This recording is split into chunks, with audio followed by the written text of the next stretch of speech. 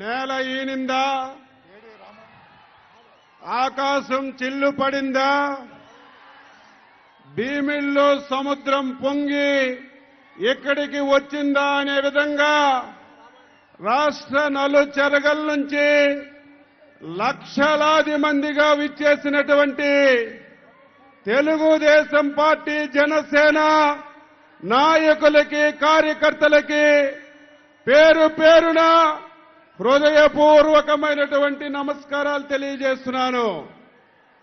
ఈ సభలో పాల్గొన్నటువంటి తెలుగుదేశం పార్టీ జాతీయ అధ్యక్షులు శ్రీ నారా చంద్రబాబు నాయుడు గారికి, పవర్ స్టార్ జనసేన అధ్యక్షులు శ్రీ పవన్ కళ్యాణ్ గారికి, మన యువనేత భవిష్యత్ తరాలకి దిక్చూసి శ్రీ నారా లోకేష్ బాబు గారికి, నందమూరి యువ కిషోరం పొలిట్ బ్యూరో సభ్యులు, శాసనసభ్యులు పెద్దలు శ్రీ నందమూరి బాలకృష్ణ గారికి, సోదరుడు శ్రీ నాదెండ్ల మనోహర్ గారికి, వేదిక పైన ఉన్నటువంటి తెలుగుదేశం పార్టీ, జనసేన నాయకులందరికీ పేరు పేరున హృదయపూర్వకమైనటువంటి నమస్కారాలు తెలియజేస్తున్నాను.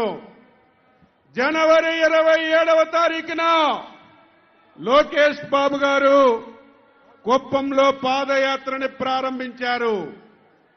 ఆ రోజే నేను చెప్పాను, లోకేష్ బాబు గారు వారసుడు కాడు, రాజకీయ నాయకుడు అని చెప్పి ఆ రోజే చెప్పాను. ఈరోజు 226 రోజులు 3132 కిలోమీటర్లు ప్రయాణం చేసినటువంటి సందర్భంలో లోకేష్ బాబును చూస్తే నాయకుడే కాదు, ఒక పోరాట యోధుడని చెప్పి మీ అందరికీ ఈ సందర్భంగా తెలియజేస్తున్నాను. మన నాయకుడు శ్రీ నారా చంద్రబాబు నాయుడు గారు పాదయాత్ర చేశారు,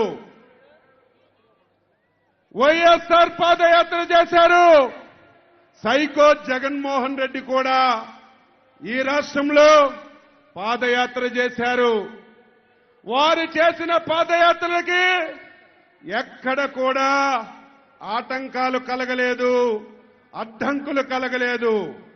మన యువనేత చేసినటువంటి పాదయాత్రకి సైకో జగన్ ఎన్ని ఇబ్బందులు పెట్టాడు, ఎన్ని అడ్డంకులు సృష్టించాడు, ఎన్ని వేధింపులు చేశాడు, ఎన్ని కేసులు పెట్టాడు, ఎన్ని దాడులు చేశాడు మనందరం చూశాం. ఈ సవాళ్లన్నీ అధిగమించి ఇది యువగలం కాదు, ప్రజాగలమని నిరూపించారు.